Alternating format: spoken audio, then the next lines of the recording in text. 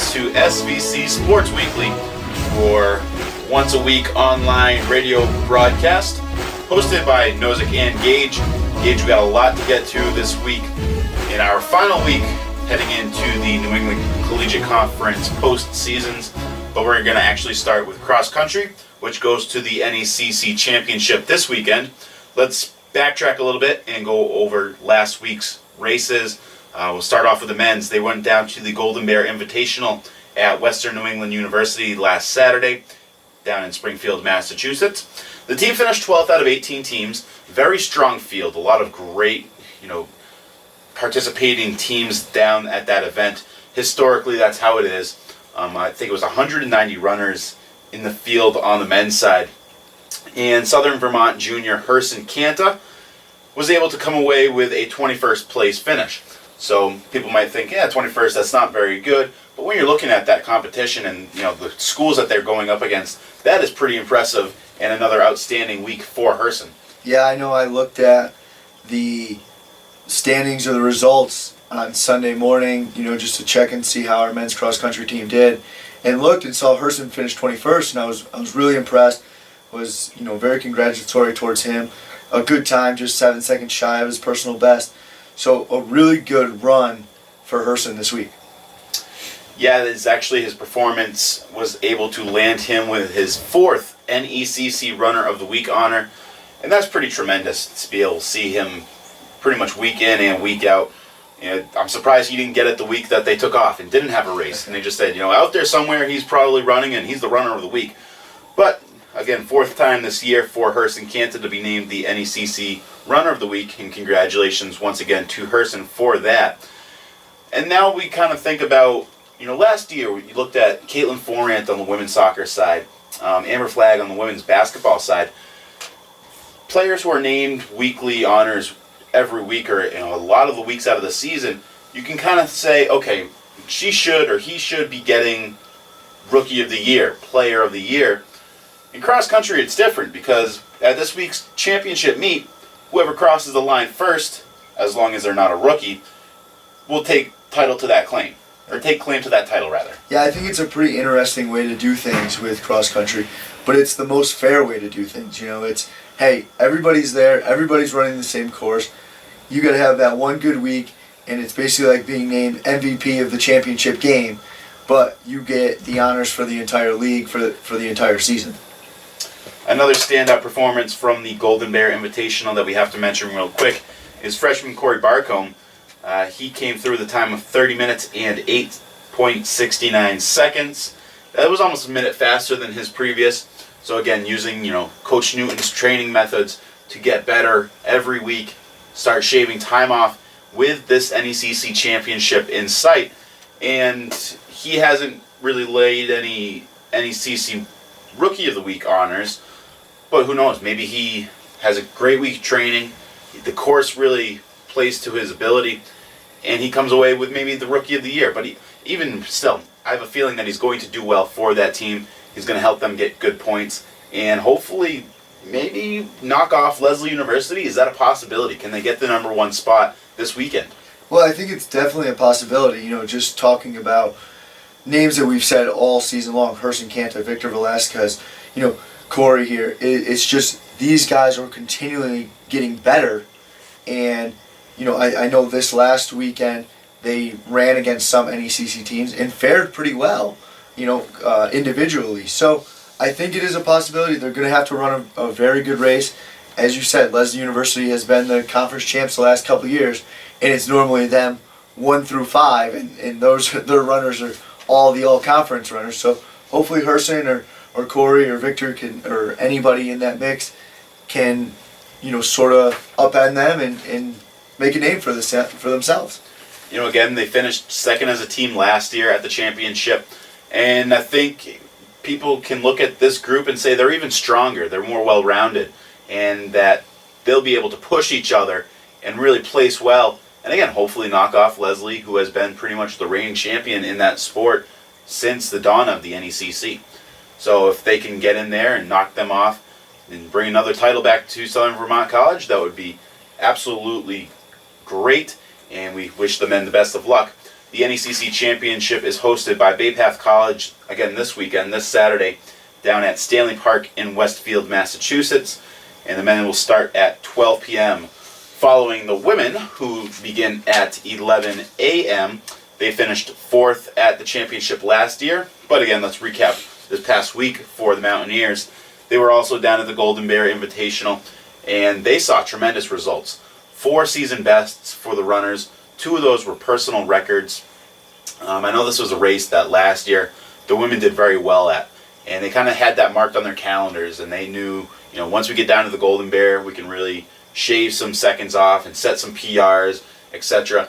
I know sophomore captain Haley Omasta really had her sights set on this race. Unfortunately, she came up just short of her PR, but still did very well, following up Skylar McGuire, who again led the team 21 minutes, 24.94 seconds, which is fairly fast, but still off of her 20:37 time. Again, Haley was right behind her at 21:52, and then Sarah Bards, both of them had season bests.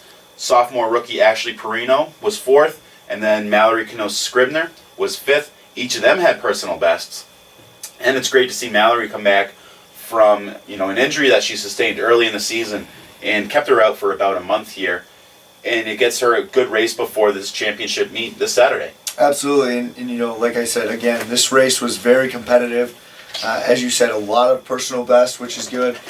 I know you've talked week in and week out about how much the women really look forward to this race, and they did, and I was glad to see athletes look forward to something and then do well while competing at that event. Haley Omasta was named the NECC Runner of the Week for her performance, the second time this season that she has been named such. And it's kind of unfortunate we go back to the unusualness of the sport of cross country and how these weekly and yearly awards are decided and given out. Again, Skylar finished better than Haley. She was actually the top finisher of the 23 New England Collegiate Conference runners at that meet, but due to the fact that she's a rookie freshman, disallows her for that weekly award. And actually, a young lady from Regis College had a better time than Skylar at a different event, so she was named the Rookie of the Week. Unfortunately, Skylar didn't get runner, but Haley was able to get that second title under her belt this year, which is, great for her. No, not taking anything away from that. Yeah, and again, it's a little bit of a confidence boost. It's a little bit to go into this week and say, hey, I was running a week last week. I'm going to train a little bit harder maybe for these championships this week and hopefully come out with a good result on Saturday at the NECC Championships. So again, they finished 4th last year. And I think this is also a little bit more of a well-rounded team when you have, the Haley who went through all of that last year. She knows what it is to compete at a conference regional as well as an NCAA regional. Skylar has proven, I think, throughout the course of the season, no pun intended, that she has that confidence. She doesn't get down on herself. She's never nervous, and can keep coming away with stellar times. And then I think the rest of them just kind of feed off one another, and they run pretty much together as a pack and are willing and able to push each other and pick each other up when needed. And I think they will do better than that 4th place finish that we saw last year. I agree with that. Again, this past weekend, there were 4 NECC teams at the Golden Bear Invitational, and Southern Vermont finished 2nd of them. Only Elms College finished ahead. So we'll see how it all shakes out this weekend when all of the conference teams get together down at Stanley Park and shoot the gun and hit the course for what will be the last race for some of them who aren't going to go compete at the NCAA regional in November. So again, congratulations to Herson and Haley, and good luck this weekend at the conference championship. Men's soccer had a bit of a tough week with 2 conference losses. Last week, they lost at Elms College 4-0, and then 2-1 against Regis on Senior Day on Saturday. So that really put them in a tough spot. Right now, they're sitting at 1-4-1 in the conference, 3-11-1 overall. So they have one conference match left, that being this Saturday at Newberry College, and they need that one. They There's no ifs, ands, or buts about it. They don't win, they're not in. And not only on top of that, they need Daniel Webster College to lose both of their remaining 2 matches. Yeah, it was something I know we mentioned on last week's show about how important the week was with 2 conference games, hoping, especially the Saturday home game and coming off the 2 Saturdays ago against Green Mountain when they won 6-0, we were like, hey, maybe a little bit of momentum. And it just really didn't pan out that way this week. But the good thing, you're sitting here on the last week and you got a chance. It's a fighting chance. You're in the boxer's corner and you got to claw your way out right now and hope for a lot of help. But there is a chance. And you know what? I think as a coach, as an athlete, you always want to have a chance going into that last game. There's nothing worse than going into your final game and thinking, all right, we're just playing this to finish the schedule and riding a bus home.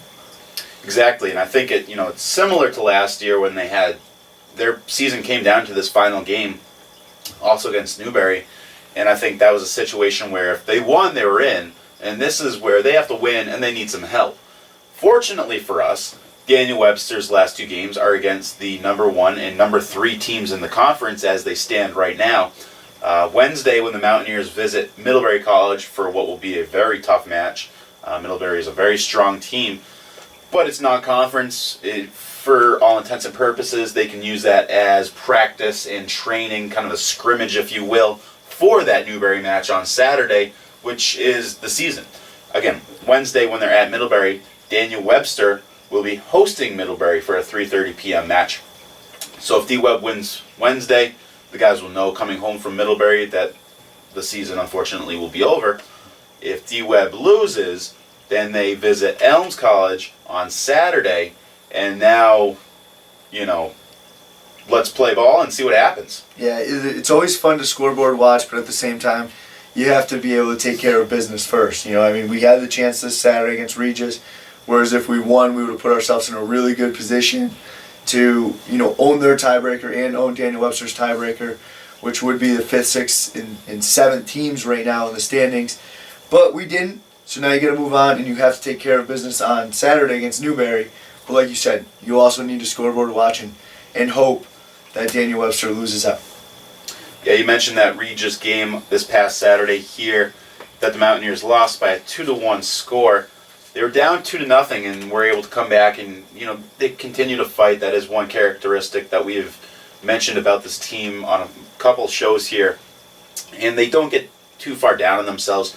They kept pushing and they were able to actually work a penalty kick. Pierre Messina, fittingly on senior day, stepped up and put it home. They were just down 1 with final minutes to go, and they were making things happen. Unfortunately, could not put the ball in the back of the net for the equalizer, and came away with a 2-1 loss. But again, senior day, congratulations to Pierre for all he has done as a Mountaineer, and Derek Snow especially coming through on his senior year and really stepped up this year with a lot of goals and assists for the Mountaineers and helping that offense for Coach Hutchins, especially when Pierre has been playing defense for the majority. He might get pushed up when they need a late goal or whatever you will. But Derek has really kind of taken it on his own to fill that void left by some of the goal scorers that we have seen graduate over the last couple of years. Yeah, I can't agree with you anymore that Derek was a really, really big part of this team in their offense this year. I think the wins and losses might not be there, but when you look at it at the end of the day, Derek stepped up in a lot of big situations and kept them in games, scored goals to push the game closer or to tie games, or might have created an opportunity for somebody else to score in certain situations. So I think everybody knows Pierre. Pierre was sort of the face of the soccer team the last couple of years since the Nick Haggerty and Noah Masucci graduated. So Pierre has been that guy, but Derek is the guy in sort of the background that has had a major part of helping this team in the success that they've had as well. Yeah, quick numbers on Derek. 5 goals and 3 assists this year for 13 points. He also had a game winner back earlier in the season. And once again, congratulations to Derek and Pierre for all they've done, or thank you for all they have done, and congratulations for all of their successes that they have had in and out of the classroom here on the campus of Southern Vermont. And we wish them the best as they move on with their young careers. So again, men's soccer at Middlebury on Wednesday at 3 o'clock for a non-conference match. And then they visit Newberry College on Saturday, game which actually will be played at Pine Manor College. And that's a 3 p.m. start. And again, they'll be watching those scoreboards, and we'll all be watching the scoreboards. And hopefully next week we'll have another situation that we're talking about, them getting their way into the playoffs. And we all know that once that happens, anything is possible. So good luck to the men this week. Over to the women's side of the football game. The women last week were 1-1. They defeated Becker on Tuesday by a 3-1 score, and that might have felt good for some of the ladies that were on last year's team when Becker knocked them out of the playoffs. So maybe had that chip on their shoulder, went down and exacted a little bit of revenge. Picked up some league points there. Then at home on Saturday, they lost to Elms 2-1. Very hard-fought game. Both sides had their chances. Unfortunately, we could not just get on the end of enough. Yeah, touching a little bit on last week, the Becker game just showed the resilience of this team. They went down 1-0 early, and were out shooting them. I think the shots were 7-1 at one point, and they were losing 1-0. But they continued to play their game, and eventually, got an own goal. Then Caitlin Forrest scored a goal, and Jocelyn Ortega scored a goal. I don't know if it was in that order, but I know all three. That was the sequence, and we're able to win the game 3-1 against a Becker squad, like you said, that had beat them last year in the playoffs, and we're able to sort of make that next step in NECC play. We're able to say, hey, we can compete with the top level teams. And then on Saturday, the Elms game, they tied the game at 1, and Elms got the ball came to one of their girls' foot with a minute and a half left in the game. She scored the goal. It was a nice goal by her. But again, it was a really tough fought game for two teams that were, second and third in the standings. So it was a good game on Saturday, good week for the women. But, now hopefully they got to learn how to win those 2-1 ball games against like an Elms College or a Leslie College or a Leslie University as well. Yeah, right on that point. Like you said, Elms is no slouch. They sit at 6-1 in the conference, 7-8-1 overall, and that's good enough for second. So they were a good team, and they played very well in the back and up top. As you mentioned, a minute and a half left, they got a corner kick, and you saw the ball kicked, and it's making its way across the field, and it seemed like nobody wanted to touch her, whatever reason, and it squirted through to the other side, where the Elms player was able to put it home for the win. Essentially, last minute and a half, they're scrambling to try to equal things up. The Mountaineers were, and just couldn't come up with it. But as you mentioned, being able to compete with those kind of teams, what do you need to do in order to get over that hump and be able to come away with wins in those close games? Be able to compete with a Leslie University, which they have over the last few years, but again, they haven't been able to close it out. Yeah. And what is the difference? What is that piece that they need, that they're looking for? Maybe they'll be able to find it this week in their 3 matches, one of which was on Monday, yesterday actually, as we record here on Tuesday, and maybe that's what did it. An 8-0 win over Wheelock, it helped them say, all right, this worked well, that worked well, this didn't. Let's keep our eye on those things as we move forward into these last 2 regular season matches. Yeah, you hope so, because these last 2 matches are going to be very, very big when it comes down to seeding. One of the goals is always to host a first-round playoff game, and Bay Path College on Wednesday, Regis College at home on Saturday, which I believe right now we are 3rd, 4th, and 5th between those 3 teams in the standings. So 2 of those teams are going to end up hosting. One of those teams is going to end up going on the road. Going on the road in the playoffs is a really tough thing to do, especially when you have to win 3 games to win the conference championship. So you always want to host that first round playoff game if you can. So 2 big games this week between, the women's soccer team and Bay Path on Wednesday, and then, like I said, home against Regis on Saturday. Yeah, they visit Bay Path for a 3:30 start on Wednesday, and again, that's huge. They sit at 5-2 right now. The Mountaineers do. Bay Path is at 4-2-1. So if we can come away with that win, be sitting at 6-2, and essentially lock up that home field advantage with a win at the Wildcats on Wednesday, that would be great. Now you have your senior day on Saturday. You would still want the win, but it doesn't mean as much as if you were to lose on Wednesday, and now that game becomes that much more important for seeding and the potential to host the first round. So the women, again, will host Regis College on at 1 o'clock on Saturday. They will also be recognizing their seniors prior to that match. And on Wednesday, they visit Bay Path College for a 3:30 start. As I mentioned this past Monday, a day ago, as today is Tuesday, the 22nd, just trying to keep you guys in order here. They hosted Wheelock College for a game that was made up from 2 weeks ago that was postponed due to torrential weather. And the Mountaineers won 8-0, pretty convincing fashion. Goal by senior Lindsay Pilling, her first of her career, and that was great to see, her get that, and she was ecstatic, and the rest of the team was, and they should be, to see her hard work and what she's done for this team pay off in the statistical columns.